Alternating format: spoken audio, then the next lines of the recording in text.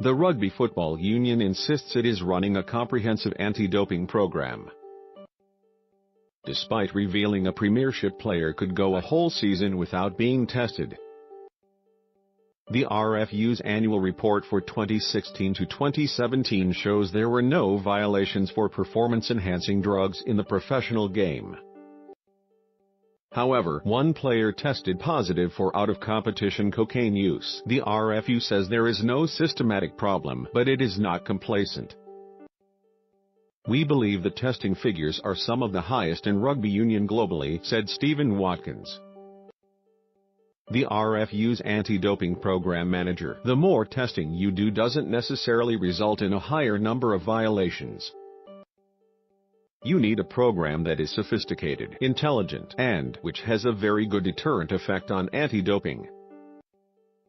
There is no systematic doping problem, but we absolutely aren't complacent across the professional game in 2016 to 2017.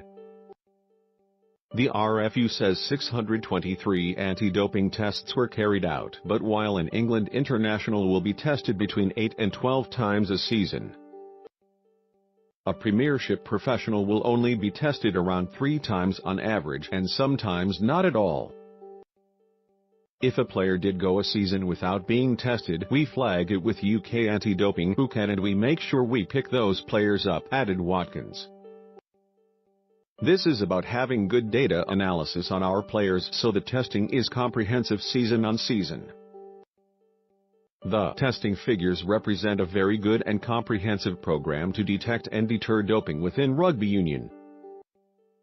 Certainly in the professional game," Watkins says that since the 2004 to 2005 season, around 7,000 tests for performance and image-enhancing drugs have been carried out at the elite end of the sport. "We have used some of the most sophisticated techniques anti-doping has to offer, and we haven't uncovered a single player," he said. UK has praised the RFU's approach when it comes to anti-doping and illicit drugs, with the union's annual report the 7th of its kind. "We are pleased the RFU is taking such a proactive step to be transparent about the process they run. And we would encourage other sports to follow suit and think about publishing an annual report," said Emily Robinson from UCAD. "From our point of view, we could always undertake more testing, but it's important to say a successful anti-doping program is not solely about testing. You need to make sure you also have really strong prevention strategies in place. And the RFU have illustrated the high amount of education that is going on. 2 players at amateur level were found to have used performance-enhancing drugs during 2016-17. While a 3rd case is still being investigated. Research in conjunction with Leeds Beckett University has found that the use of banned substances in schools is a serious issue that needs attention."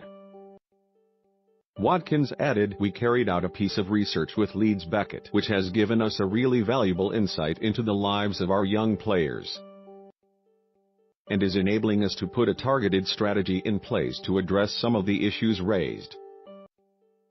We are one of the only unions in the world who over the last 5 years have been consistently putting a high number of tests in on our 16 to 18-year-old youngsters playing the game. I read with interest recently that the New Zealand Rugby Union has been testing in their school-age population. We have been doing this for a number of years, with a very, very small number of players having failed in that program. I actually feel very confident that while there is work to do, we need to make sure our young players are getting comprehensive education. I don't fear there is a great problem in our school-age playing population." The report also reveals 1 professional player tested positive for cocaine last season, a decrease from the 2 who tested positive the year before. But despite concerns over the use of recreational drugs by players, with Scotland's John Hardy recently suspended for 3 months for alleged cocaine use, the RFU is confident their illicit drugs program is working.